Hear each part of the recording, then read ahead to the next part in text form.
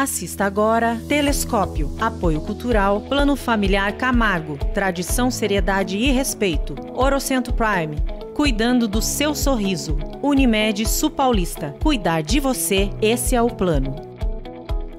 Olá, muito boa tarde, seja bem-vindo ao Telescópio de hoje, desta terça-feira, dia 8 de fevereiro de 2022. Nós estamos juntos levando para você mais informações, mais entrevistas, mais aquilo que acontece em Itapetininga e em toda a região. Como você está percebendo, né, o programa está um pouquinho diferente porque nós gravamos ele na tarde de ontem, na tarde desta última segunda-feira, para que você pudesse ter conteúdo inédito nesse dia de hoje. Então fique ligado aqui junto com a gente, porque no Telescópio de hoje nós recebemos aqui para conversar a psicopedagoga Paula Silvestre. Ela vai comentar um pouquinho sobre a volta às aulas 100% presenciais, né? Vai comentar como foi o impacto da pandemia na educação e também sobre essa volta, como preparar melhor essa volta, como também entender essas mudanças aí nos nossos alunos. Então fique ligado aqui junto com a gente. Também no programa de hoje vai conversar com a gente através de videochamada para falar um pouquinho sobre o mês Fevereiro Roxo. A Natasha Conso, ela que é neurologista, e vai falar um pouquinho sobre a importância do diagnóstico precoce das doenças como Alzheimer,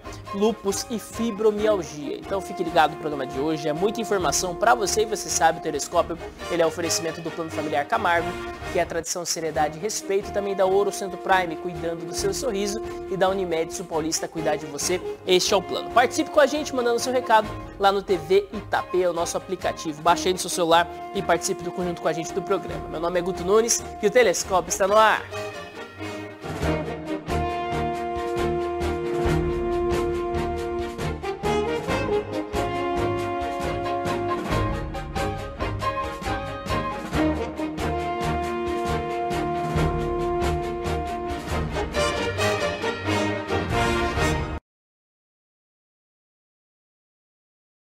Telescópio começando, seja bem-vindo, você conectado pelo canal 8 da NET, 8 na Fibra e 37 na Fly Connect. Nós estamos juntos também através das redes sociais da TV, seja Facebook, Instagram ou YouTube. Nós estamos lá ao vivo, online, levando para você toda a informação e todas as notícias aqui da nossa cidade de Itapetininga, entrevistas importantes, aqueles temas que são legais, que nós julgamos ser interessantes para todo mundo que acompanha com a gente o Telescópio, né? E hoje nós estamos com um programa gravado, ele foi gravado na tarde de ontem desta segunda, então nós não teremos a possibilidade de você participar com a gente aqui com comentários ao vivo durante o programa, ler os seus comentários. No entanto, mande, né? Participe, mande seus... Nós sempre estamos monitorando aí os comentários, vendo o que você achou do programa de hoje, então continue aí mandando o seu comentário, a sua pergunta aqui pra gente, que logo que for possível nós vamos respondendo aí. Então fique ligado aqui junto com a gente no programa de hoje. Iniciamos já também falando que nós sempre trazemos no início do programa a vacinação na cidade de Itapetininga. Como nós não temos ainda, não foi divulgado pela Prefeitura na tarde dessa segunda, né? Normalmente é no comecinho da noite.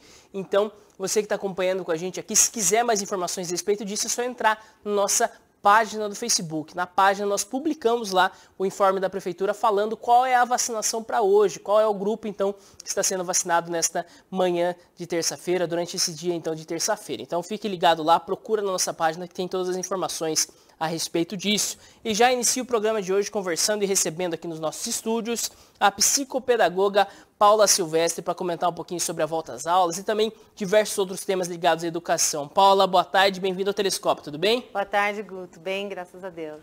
Primeiro, Paula, conta um pouquinho pra gente, né? Psicopedagoga, né? É uma aplicação, vamos dizer assim... Ela é uma mistura da questão da psicologia com a pedagogia?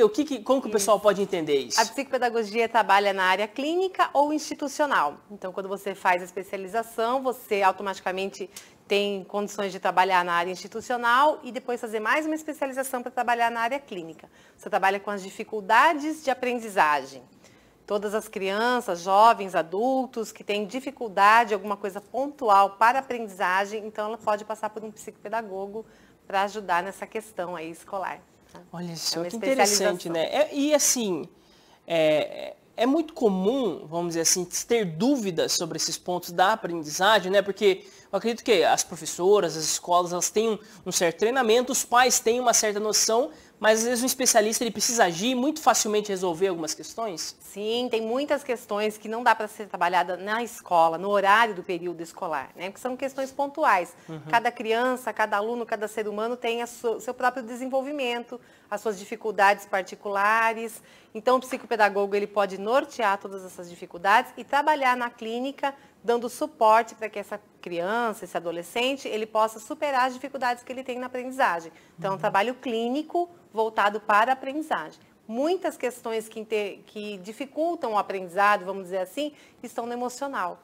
Um entrave emocional, um trauma, alguma coisa que pode ter ocorrido até lá na gestação, tá? Que você vai trabalhando. E é claro que tem também os diagnósticos, as doenças, as comorbidades de doenças, as várias possibilidades de uma criança ter dificuldade de aprendizagem. Ah, entendi. Então, é muito importante todo mundo ficar atento, porque ter uma aprendizagem completa, saudável, que funciona, efetiva, né? Vamos dizer assim, algo que todo mundo espera, né? Todos os pais querem, todos os professores querem, e o psicopedagogo ele está aí para ajudar em tudo isso, né? E todo Paula, estudante pode ter essa qualidade de aprendizagem, né? Desde que ela seja diagnosticada com uma dificuldade, quanto antes ela for diagnosticada, melhor. Porque daí o profissional da área da educação ou da saúde, às vezes até um neurologista, que você vai falar com uma neuro daqui a pouco, né? Pode ir norteando essas questões para que a gente faça com que esse aluno consiga aprender da melhor forma possível dentro do quadro de dificuldade que ele tem, ou então até supere totalmente a dificuldade. muito bem. E já falando então um pouquinho sobre o nosso tema principal de hoje, né? Algo que impactou a todos e completamente também os nossos alunos, as nossas crianças, né? Sejam adolescentes, sejam jovens, que é a questão o aprendizado de forma remota que nós tivemos durante um período. Até para diferenciar já pessoal, existe, né, o EAD, que é o ensino à distância, um curso todo pensado para ser vivenciado à distância. No entanto, os nossos jovens, crianças, eles tiveram que enfrentar outra coisa, né? Que foi uma adaptação do ensino presencial, só que de forma remota, né? Isso, aqueles cursos que já foram pensados para ser à distância, EAD, eles têm todo um protocolo já desenvolvido para isso. E, na verdade, até então, só os jovens, os adultos faziam esses cursos, né? Que já estavam pensados para isso. Quando veio a pandemia, ninguém, nem professor, nem escola, nem poder público... Nem existia nenhuma escola no Brasil que dava uma aula online, não existia isso. Algumas coisas, assim, bem pontuais, um complemento de uma sala de aula. Uma palestra e tal. Isso, mas a educação formal em si não estava nada planejada para esse formato, né? Então, o impacto foi realmente muito grande, desde a criança mais nova até o adolescente, até o aluno de faculdade que estava presencial, no modo presencial, também foi bem prejudicado em relação a isso. Muito bem, né? E hoje já dá para se perceber mais ou menos, né, o quanto isso teve de impacto, porque eu sei que teve uma maior boa vontade possível dos professores, até dos pais, dos alunos. É claro que sempre existem alguns problemas, mas sim, todo mundo queria continuar o aprendizado e não simplesmente parar a vida. No entanto, em comparação com o ensino presencial 100% convencional, houve muita perda nesse tempo? Sim, os impactos são muito grandes. Eu acho que nós vamos colher esses frutos negativos por um período muito grande, anos até, eu diria. Porque, assim, o ser humano é um ser sociável, né? Ele não foi feito para viver isoladamente.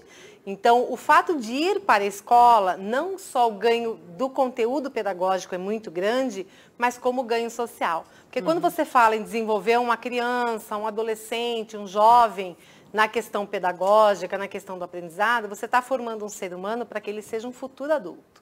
E futuramente, na fase adulta, ele vai ter que aprender, ele vai ter que ter aprendido lá quando criança, como conviver socialmente, como viver em grupo, como trabalhar em grupo, né? Que hoje em dia, por exemplo, isso é requisito básico para você admitir um funcionário, quando você vê que ele tem uma boa interação no grupo, com colegas de trabalho, e isso tudo foi podado. Então, o fato de ficar tendo aulas em casa, não só a questão de não ter o professor ao lado para favorecer, para ajudar, para nortear, mas a questão social foi muito afetada.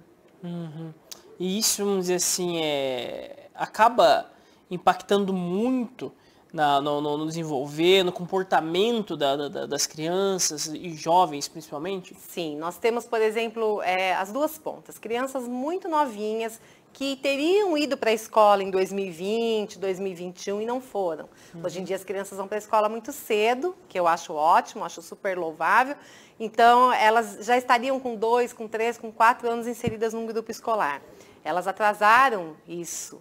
né? Então, crianças que teriam ido para a escola com 3 anos estão indo agora com 5. Então, elas perderam 2 anos de aprendizado e de convívio social. Aquelas que não estavam matriculadas na escola na época, então elas não tiveram a oportunidade nem de ter online, nem atividades vindas pelo WhatsApp, nada. Então, elas estão sendo inseridas agora. Os adolescentes, as crianças um pouco mais velhas também tiveram perdas muito grandes, porque não estavam preparadas para esse formato. Então, é claro que, como você falou no começo, todo mundo deu o seu melhor. As escolas deram, os alunos procuraram fazer o melhor que podiam. Muitas famílias conseguiram se organizar para isso, mas nem todas também têm a possibilidade de se organizar, porque a aula online vai muito além da boa vontade do pai querer que o filho estude. Tem que ter condições, tem que ter computador, tem que ter material, tem que ter internet, né? A escola tem que favorecer isso para o professor também. Nós trabalhamos com realidades muito diferentes, né? Escolas de ponta que em coisa de 30 dias conseguiram se organizar para a aula online, deram férias de 30 dias, quando voltou a aula online já estava acontecendo, e escolas que não têm essa condição, não estavam preparadas para isso. Tá? Então, nem todas as crianças no online tiveram a mesma possibilidade. Crianças que eu falo são alunos, de modo geral. Nem todos tiveram oportunidade iguais, né, nesse período do online. E, Paula, como psicopedagoga, né, certamente, vamos dizer assim, você percebe que, principalmente na infância, projeto de alfabetização, tudo, a presença do professor, olhar, vamos dizer assim, a própria coordenação da coordenação fina da criança, tudo ali, estar avaliando aquilo a todo tempo, é algo muito importante, né? Se conseguiu passar isso para os pais conseguiram atuar nisso, ou foi algo muito difícil, assim? Eu acho que os mais prejudicados realmente foram as crianças da fase da alfabetização. Porque alfabetizar vai muito além de ensinar a ler e escrever. Alfabetizar vai toda essa questão que você falou. A criança, na educação infantil, nos primeiros anos do fundamental, o alfabetizar acontece por consequência de um monte de atividades que são feitas. Então, o brincar, o trabalhar a coordenação motora fina. Você não ensina uma criança a aprender a segurar corretamente no lápis pelo computador. Né? Então, ela faz uma série de atividades antes que antecedem isso, brincar e trabalhar com joguinhos e um monte de outras coisas. Pintar dentro do negócio, né? Um monte de possibilidades para você desenvolver essa habilidade, para daí ela transferir para o lápis, conseguir pegar do jeito certo. E o professor precisa estar presente, né? Precisa ensinar a posição correta de segurar um lápis, enfim.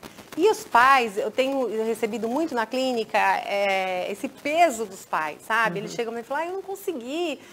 A professora falava, ela mandava vídeo, ela falava, não, faça assim, faça... mas eu não consegui, eu fracassei, né? Os pais estão com muita culpa. Agora, o que a gente tem que colocar na cabeça é que os pais não estão preparados para isso. Eles deram o melhor deles, a grande maioria fez o seu melhor. Só que ele não tem essa formação técnica. Então olhava lá no vídeo a professora fazendo, mas não é a mesma coisa de fazer em casa. Até porque a professora passa uma informação geral, mas cada criança faz de um jeito diferente em casa. Então, se você tem 2 crianças assistindo aula em casa, cada um está absorvendo de uma forma, cada um tem uma dificuldade pontual na coordenação motora, em tudo isso. Então, os pais não têm que se culpar porque eles não têm essa formação técnica que o professor tem para desenvolver certas habilidades e para passar os conteúdos também. Maravilha. E já começando a falar, então, sobre o tema, assim, esse tema de estar fora das escolas, ou seja, de ser o ensino remoto, foi o tema dos últimos 2 anos, mas esse ano de 2022 se inicia, então, com um novo desafio, que é a volta 100% presencial. Quanto a isso, Paula, já tem, vamos dizer assim, chegado relatos, existe alguma dificuldade que você vê que será acontecerá muito, assim, diante dessa volta para as salas de aula, da relação dos professores com os alunos, como vai ser? Algumas escolas que já tiveram a possibilidade de retomar o ano passado com os protocolos de segurança, elas já estão bem adaptadas a isso. Então, as crianças, quando voltaram em porcentagens menores no ano passado, já começaram a ser preparadas para esse distanciamento, para todas as regras que tem que seguir, para a higiene extrema, para não mais tocar no amigo, pelo menos nesse momento. Ficar de máscara, né? Imagina a criança ficar de máscara. Ficar de máscara. Então, eles já fizeram esse treino, né? E agora voltaram todas as crianças sem opção. Então, eu creio que as escolas todas têm que estar preparadas para um tempo de adaptação. Muitos tiveram essa chance no passado, mas a grande maioria não teve. Então, tem todo um tempo de adaptação, porque em casa você não usa máscara, só usa para sair, né? Na escola é o tempo todo, a educação física só tira na hora da alimentação, a alimentação não pode mais ser coletiva, tem que ter distanciamento na hora de sentar à mesa para comer. E a criança, ela tem essa necessidade de tocar. O ser humano já tem essa necessidade de viver muito próximo, né? Só que uma coisa que tem acontecido muito satisfatória é assim, a criança tem pego esses protocolos de segurança com muita facilidade. Muito mais do que nós adultos. Sabe? As crianças que são bem pequenininhas, que hoje elas têm 3, 4 anos, elas nem se recordam sair de casa sem máscara. Elas tinham 1 ano, 2 no início da pandemia. Para elas, colocar a máscara para sair de casa faz parte da vida. Então, elas se adaptaram muito bem.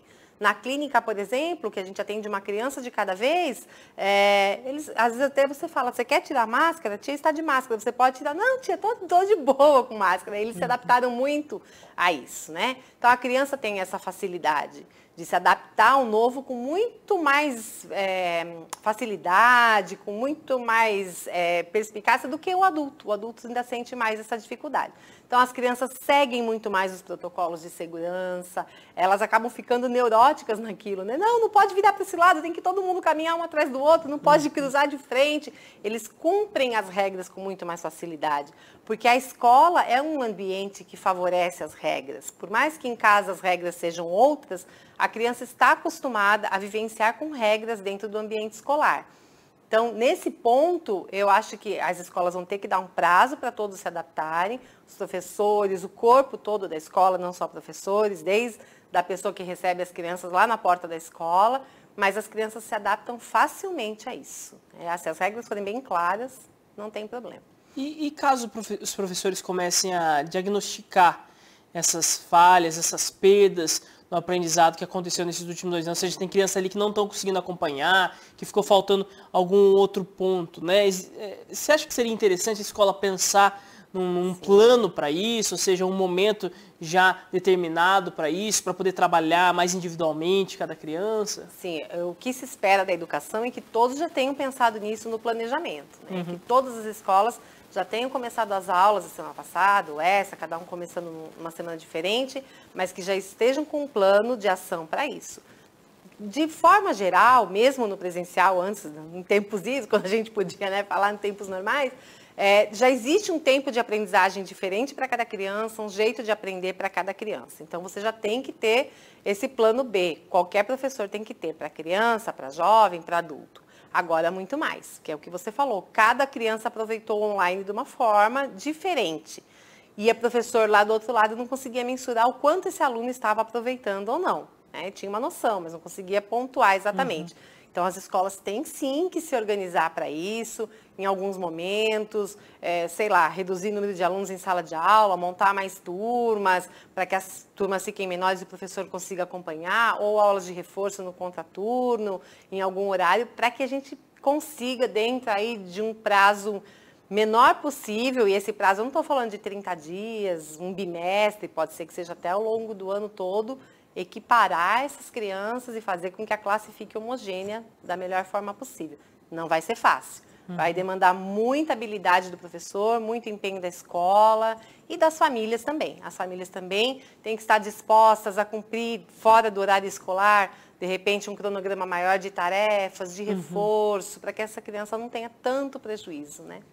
Vai ser algo mesmo, vai ser uma batalha, né, que é o pós-Covid da educação hora, né, de certa forma. Por mais que não tenha terminado, de certa forma conseguiu se voltar numa quase normalidade ali dentro das salas de aula, mas que se precisa viver então com as sequelas de tudo isso, né, que acabou acontecendo na nossa educação. E, Paula, falando também um pouquinho sobre essa volta, né, também em conjunto com isso, né, o governo do estado de São Paulo iniciou um programa assim muito grande, né, de alteração justamente, vamos dizer assim, quase que bem grande, né, no tempo de escola, na grade também entrou uma nova grade, algumas novas matérias, tudo, né, incluídos, que é a questão do PEI, né, que é o Plano de Educação Integral, né, que está acontecendo agora no estado de São Paulo. Muitas das escolas, aqui em Itapetininga, pouquíssimas classes ficaram com o horário convencional, todas as outras, elas mudaram para um novo formato. E como que isso não pode impactar os nossos alunos, né, porque você sai de um convencional, vai para um remoto, bem adaptado, mas que depois conseguiu se acostumar, mas depois você não volta nem para o convencional, você volta para um turbo do convencional. Modelo de educação. E o maior do que o convencional, ou seja, mais tempo fora da sua casa, mais tempo dentro da escola. É um desafio também, né, Paula? Eu acho que a tendência das escolas período integral é muito grande, como nos países de primeiro mundo isso já existe. Eu acho que é uma tendência, eu acho super louvável. Quanto mais tempo essa criança, esse adolescente passar dentro da escola, mais competências ele terá no futuro, mais habilidades ele vai ser trabalhado agora. Só que aí a gente tem que pensar em escola por escola, né? Essa escola determinada, ela está pronta para isso? Em questão de espaço, distanciamento, conteúdo bem programado para que esse aluno fique na escola mais horas. Corpo docente o corpo docente preparado para isso, mais professores atuando, tudo isso. Essa escola, ela teve tempo para se adaptar a isso? Então, algumas escolas sim, outras nem tanto. Né? Que formação esses professores tiveram para isso também? Né? Tem um monte de coisa que envolve. É o espaço físico, porque se ela está na escola o dia inteiro, ela entrou de manhã, ela vai ficar lá até 3, 4 horas da tarde, vai ter um fluxo de aluno entrando à tarde também, que vai tumultuar as salas onde ela vai usar, porque infelizmente nós temos que pensar nisso. Não pode aglomerar, não pode ter um número muito grande de pessoas concentradas no mesmo espaço, né? E os alunos, eles precisam de um tempo para se adaptar a esse novo. Assim como quando foi para o remoto, nós precisamos de um tempo para adaptar os nossos filhos, nossos alunos no remoto, precisa de um tempo para se adaptar. Não sei se começar já desde o primeiro dia nesse formato novo é o mais adequado, o mais ideal, eu não sei. Aí cada fazer escola... progressivo, assim, você diz? Então, eu acho que progressivo seria uma boa saída para que todo mundo vá se adaptando, a não ser que a escola esteja realmente muito estruturada para isso e que esse aluno tenha condições de ser trabalhado das 7 da manhã às 4 da tarde, com muita competência, com muitas atividades, com muita coisa que supere o fato de se adaptar. Mas eu acho complicado, porque principalmente quando se fala de adolescente. Porque o adolescente se acomodou bastante no remoto, se deu muito bem no remoto, né? Por sinal. É claro que também depende da família, teve famílias que não favoreceram essa questão do remoto, deixava assistir aula na cama, de pijama, sem café da manhã, essas coisas todas. Aí esse aluno vai ter muito mais dificuldade. Só entrava na aula e saída. Isso, marca a presença lá e sai, né?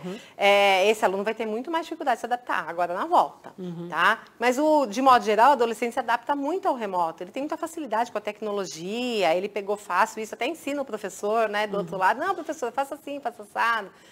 Então, eu acho que para esse grupo vai ter mais dificuldade para se adaptar em ficar mais tempo na escola. Muito bem. Gostaria já de agradecer, Paulo, sua participação aqui com a gente. É um tema muito importante que nós vamos sempre refletindo aqui, sempre trazendo informações a respeito disso. Quem tiver alguma dúvida ou constatou alguma dificuldade de aprendizado nos seus filhos, tudo, é importante buscar um profissional, né, Paulo? É importante buscar esse auxílio para resolver o mais rápido possível para poder voltar à normalidade, né? Os alunos, eles têm muita facilidade de superar as dificuldades, né? E de se adaptar ao novo também, mas muitas vezes precisa de um suporte. E muito mais do que o aluno, os pais, a família também precisa de um suporte. Às vezes a família está perdida nesse momento de como vai ser essa volta e você conseguindo, com a ajuda de um profissional, reestruturar, reorganizar a rotina da família, a rotina do que acontece em casa, estruturar o horário de sono, horário de alimentação, a criança vai se adaptar muito mais fácil. Então, assim, professores de reforço, psicopedagogos, psicólogos são essenciais nesse momento para fazer com que todo mundo consiga se reestruturar. E um suporte para os professores também, isso eu acho fundamental, que o professor tenha um suporte super legal, dinâmico, para que ele consiga trabalhar com toda essa diversidade que ele vai enfrentar na sala de aula agora. Porque, de certa forma, a performance do professor impacta diretamente na educação, né? Então pra ele tem também que estar mudou. bem, né? E para ele também mudou 100%, né? Então, ainda tem toda essa questão de cumprir os protocolos de segurança. Em alguns momentos, muitos alunos ainda têm que ficar afastados, porque ou testaram positivo, ou alguém da família testou positivo, e como lidar quando ele voltar daqui uma semana, porque agora não tem mais o remoto, então ele perdeu uma semana de conteúdo. Tem tudo isso que o professor vai ter que saber mediar, né? Para não perecer com nenhum aluno. Mas eu acho que a gente chega lá. Muito obrigado pela participação. Quer deixar mais algum agradeço. recado? Imagina, sempre às ordens. Obrigada pelo convite e estou à disposição para qualquer dúvida. Maravilha. Conversamos então com a psicopedagoga Paula Silvestre aqui no Telescópio nesse primeiro bloco. E você que está acompanhando com a gente, fique ligado, porque que nós temos mais entrevistas, mais informações também para passar para você, mas antes nós temos um recado rapidinho dos nossos apoiadores aqui da TV Itapê, aqueles que fazem tudo isso aqui acontecer e chegar até você. O Laboratório Itapetininga é reconhecido por oferecer diagnósticos precisos em exames laboratoriais e imagem, crescendo e evoluindo com a cidade. O investimento é constante em tecnologia e o que há de mais moderno no mercado. Ligue e agende seus exames no centro de diagnósticos mais completo da região. 15 3271 7969 ou pelo nosso WhatsApp. Laboratório Itapetininga, cada vez mais em sua vida. A empresa de ônibus Nossa Senhora Aparecida oferece o serviço de fretamento executivo para empresas e turismo, com profissionais qualificados e frota atualizada, para guiar você com segurança até o seu destino. Empresa de ônibus Nossa Senhora Aparecida, há mais de 70 anos transportando gerações. Muito bem, então você acompanhou com a gente aí os recados dos nossos apoiadores aqui da TV Itapê. Tivemos a Paula Silvestre, psicopedagoga, no primeiro bloco, e agora conversamos aqui a respeito, então, da campanha Fevereiro Roxo. Você já ouviu falar sobre essa campanha? A campanha que fala um pouquinho, ela foi criada em 2014, que fala a respeito, então, da conscientização do diagnóstico precoce de 3 doenças principalmente, que é o lúpus, Alzheimer e fibromialgia. Quem vai conversar com a gente, trazer essas informações aqui é a Natasha Consul, ela que é neurologista e vai falar um pouquinho sobre tudo isso com a gente. Boa tarde, doutora Natasha, seja bem-vinda aqui ao Telescópio, tudo bem? Boa tarde, obrigada pelo convite. Primeiro, conta pra gente um pouquinho, neurologia, né? Qual vamos dizer assim, o campo exatamente que abrange, é uma especialidade que nós sempre ouvimos muito falar, né, mas que muitas vezes, às vezes fica a dúvida aí para o pessoal. Se puder trazer para a gente um pouquinho o que abrange tanto o trabalho da neurologia. Bom, o neurologista ele é um médico responsável por cuidar aí das doenças do sistema nervoso, tanto que a gente chama de sistema nervoso central quanto sistema nervoso periférico. Então, o médico vai cuidar de dores de cabeça, enxaqueca, cefaleia tensional, doença de Parkinson, de Alzheimer, neuropatia, dores crônicas. Então, é uma especialidade que dá aí bastante campo de atuação para a gente, podendo cuidar do ser humano aí como um todo mesmo. Muito bem. O que é chamado de sistema nervoso central, né? Seria a questão do próprio cérebro ou tem mais órgãos também envolvidos? Cérebro e a medula. Então, são 2 órgãos aí que são considerados aí como sistema nervoso central. O sistema nervoso periférico são os nossos nervos, são os que vão dar a nossa sensibilidade, ou que vão dar a nossa mobilidade, aí vão dar o comando para os músculos funcionarem adequadamente. Muito bem. Doutora, já iniciando então um pouquinho a respeito do Fevereiro Roxo. Nós sabemos que existem meses temáticos, né? Principalmente os meses relacionados a questões médicas, né? Nós temos aí o Outubro Rosa, Novembro Azul, tem acho que o Janeiro Branco, se eu não me engano, que é a respeito da questão da saúde mental, e temos agora também o Fevereiro Roxo, né? Conta pra gente um pouquinho a respeito disso e principalmente de quais são as principais conscientizações dessa campanha. Bom, o Fevereiro Roxo, ele fala basicamente de 3 doenças, 2 neurológicas, né? Uma neurológica, na verdade, a outra que pode ser ou não considerada como neurológica, é uma doença autoimune. Então, nós temos a doença de Alzheimer, nós temos a fibromialgia, nós temos o lúpus eritematoso sistêmico. O Alzheimer é uma doença relacionada à memória, que é o que eu acho que a gente vai discutir um pouquinho mais aqui. A fibromialgia ela é uma doença relacionada a uma síndrome dolorosa crônica. Então, na verdade, o paciente acaba tendo dor em diversos locais do corpo, junto com outros sintomas, como depressão, ansiedade, fadiga, alterações de memória, e que podem ou não ser cuidadas aí com o neurologista, com o médico especialista em dor ou com o reumatologista.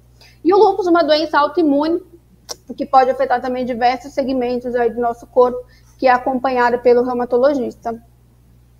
Muito bem, falando um pouquinho então sobre, acho que um dos principais, que é o Alzheimer, né? Ele é uma doença que o pessoal conhece como uma perda de memória, né? No entanto, eu acredito que o diagnóstico, quais são os principais passos para se entender o que é de fato mesmo Alzheimer e o que é, de certa forma, uma perda de memória relacionada a outras fontes, né?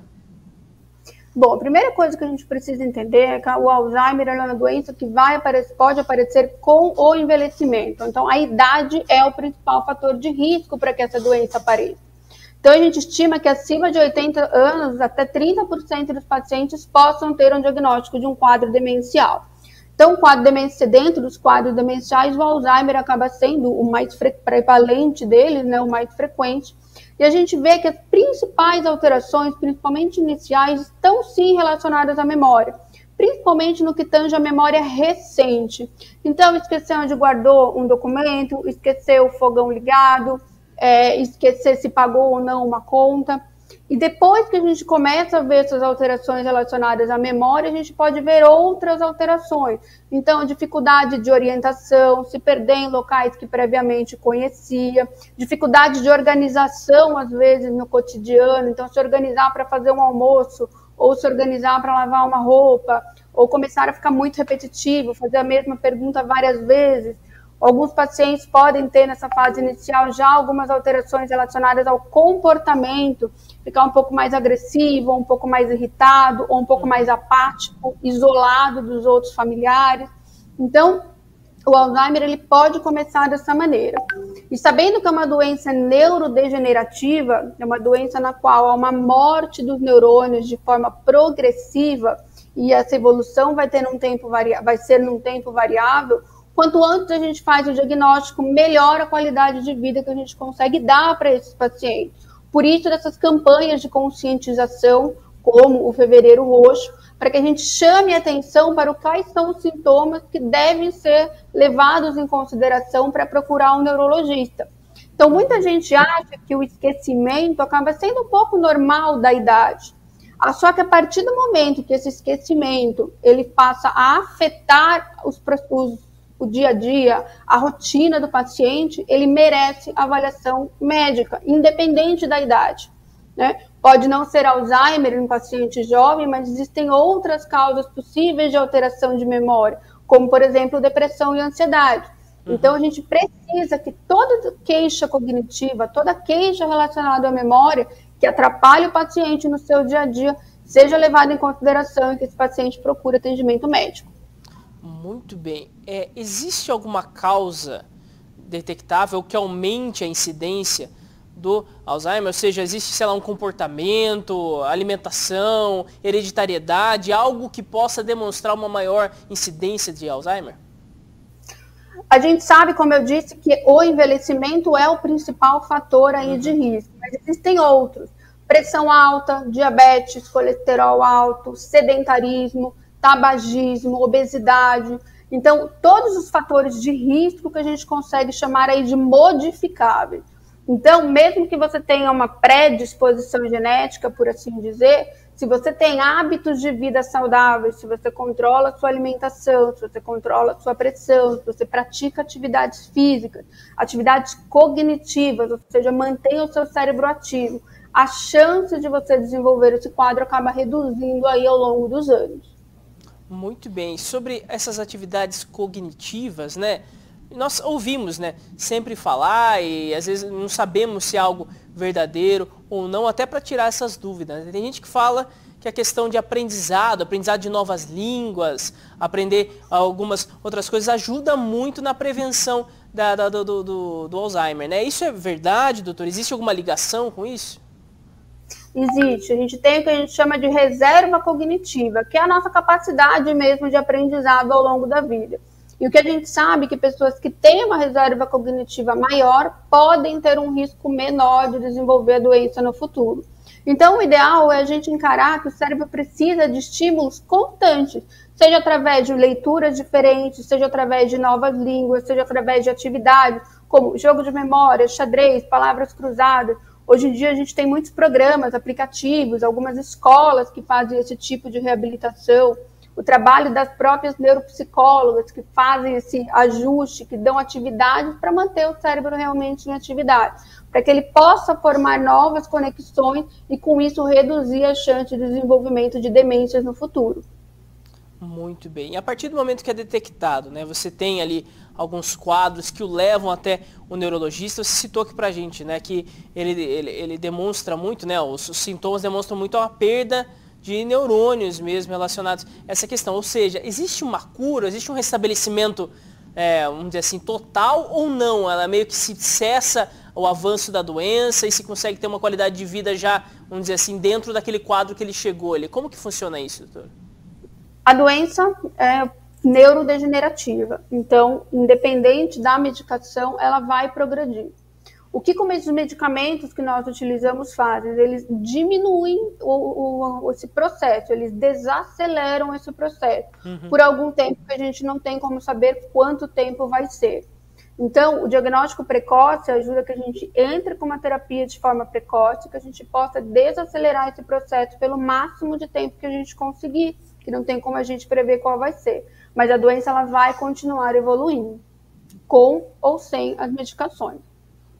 Muito bem. E também, né, algo que se falou, acho que principalmente sobre a questão da saúde mental, eu não sei se é relacionado, se acabou afetando os números do Alzheimer, mas foi que as pessoas idosas, durante essa pandemia, por terem menos contato, menos estímulo, menos conversa com as pessoas, menos contato social, elas acabaram tendo alguns quadros da saúde mental, principalmente da demência, mais aflorados, mais rápido. Isso aconteceu também com Alzheimer? Influi se uma pessoa às vezes fica muito sozinha, muito trancada, principalmente pessoas mais velhas, de ter esse quadro acentuado?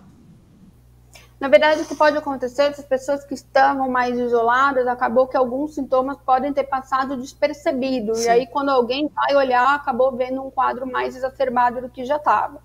Mas vale lembrar que em idoso, depressão é um diagnóstico diferencial para síndromes demenciais, né? Então, depressão, ela pode parecer um quadro de demência quando não tratada em alguns idosos. Por isso é tão importante a gente estar atento aos nossos idosos, no seu comportamento, no seu humor, no seu apetite, se ele está fazendo as atividades que ele fazia no seu dia a dia, se ele está mais isolado, mais retraído, sem querer conversar. Tanto pode ser sintoma de algo tratável, como um quadro depressivo, como pode ser um sintoma já inicial de um quadro demencial. E ambos merecem uma avaliação e um tratamento adequado.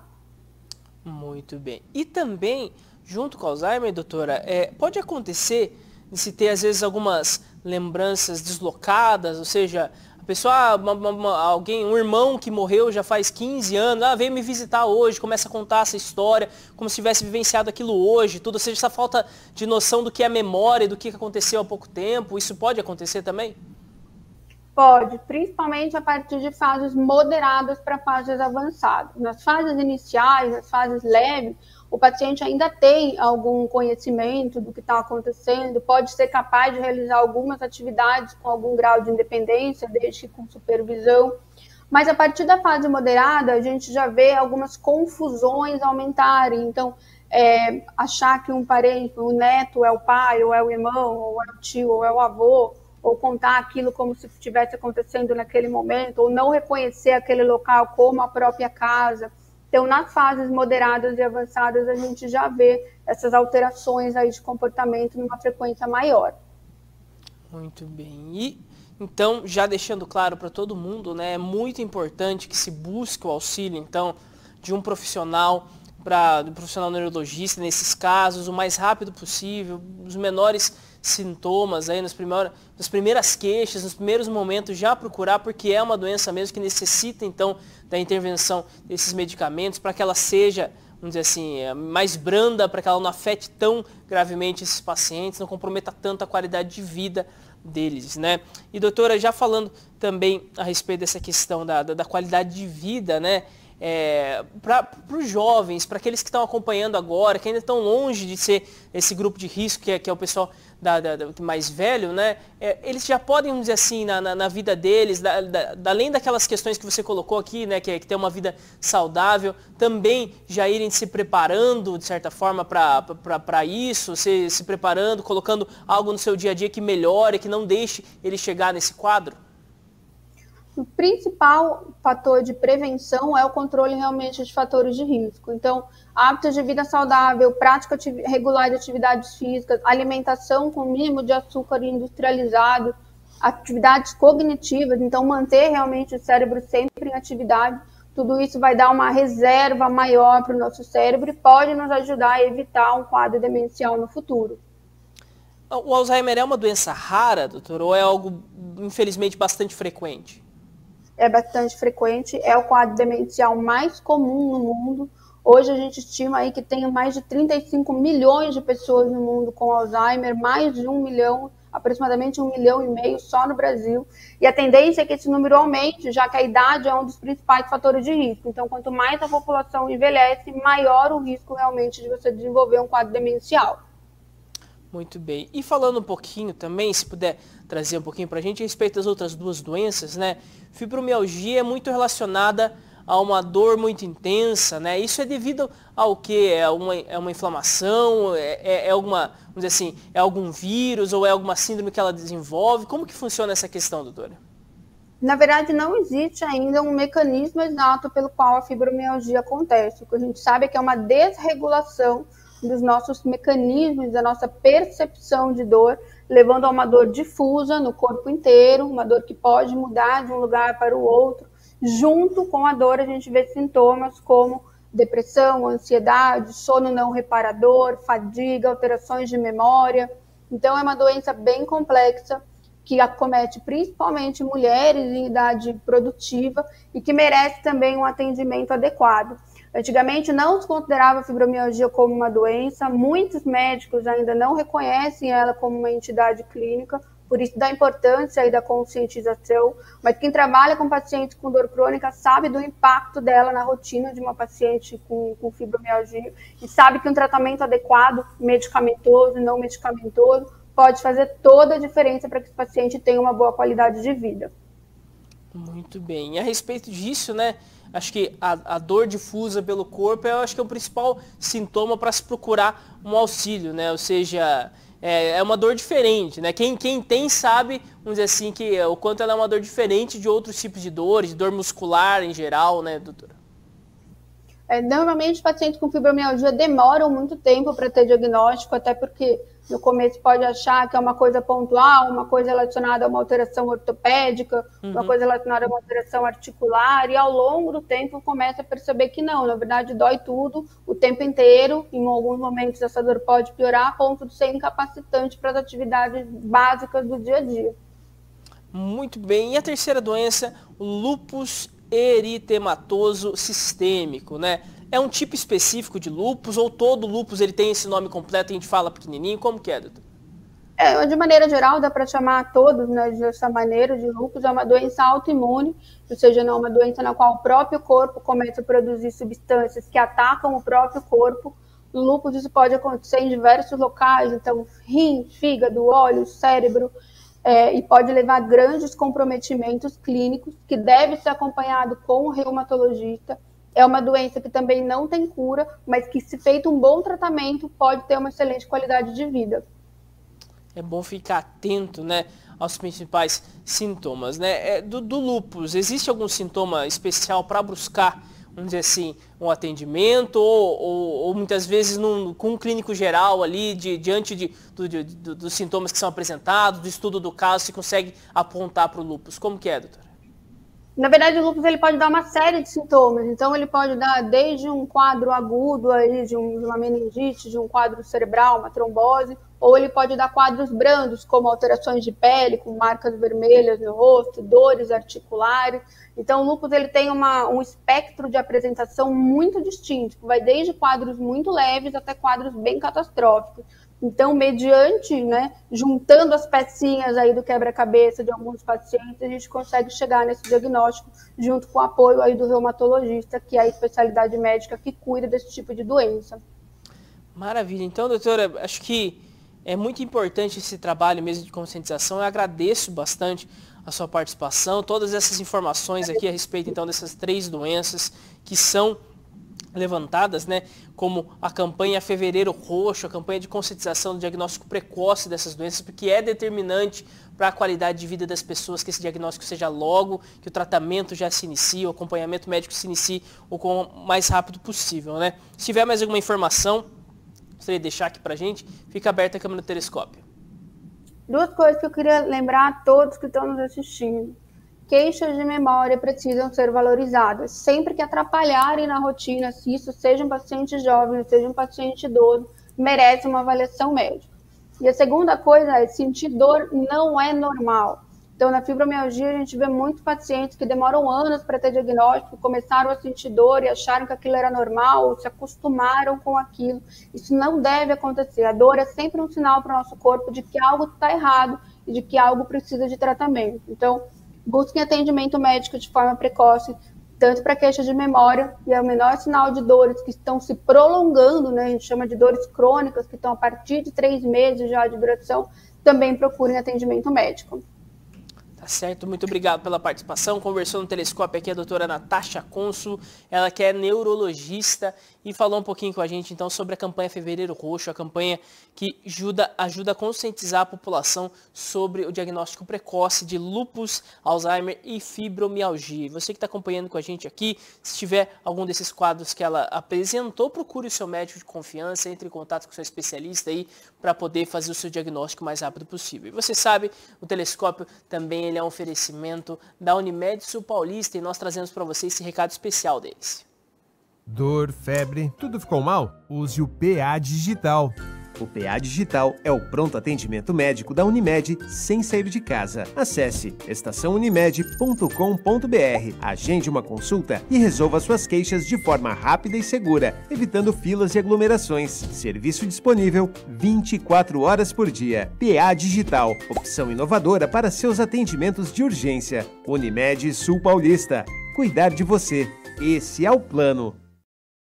De você, este é o plano, então procure o atendimento aí no PA Digital da Unimed, você que é usuário do plano familiar da Unimed aqui, então você que faz parte desse time aqui da Unimed Sul Paulista, procure o atendimento, que vai ser algo muito importante, e você evita de pegar filas e ter que se deslocar até o hospital ou até o seu médico. E você que está acompanhando com a gente o Telescópio sabe também, o Telescópio é um oferecimento do Plano Familiar Camargo. Nós não temos hoje as notas de falecimento do município de Itapetininga, já que o programa de hoje foi gravado, então nós gravamos na tarde desta segunda-feira. Você que mandou o seu recado, que participou com a gente, eu agradeço muito a sua companhia durante todo esse programa de hoje, né? Os recados eles vão ficar disponíveis aí, o pessoal vai poder acompanhar, só nós não conseguimos trazer aqui para os nossos entrevistados, mas eu agradeço muito a sua companhia e a sua audiência. Daqui a pouquinho, às 2 da tarde, tem sessão da Câmara Municipal de Itapetininga. As sessões de Itapetininga, elas começaram bem quentes aí, vamos ver o segundo capítulo, né? A segunda semana que nós teremos as sessões transmitidas aqui para você. Então fique ligado, acompanhe a partir das 2 da tarde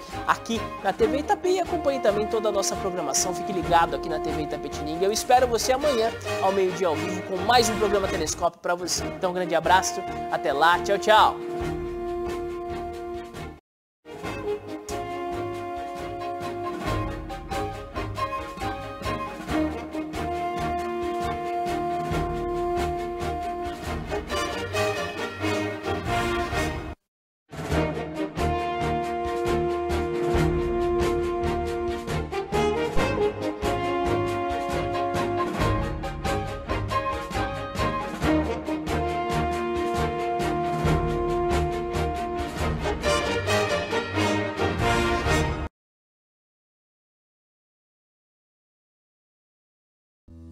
Telescópio.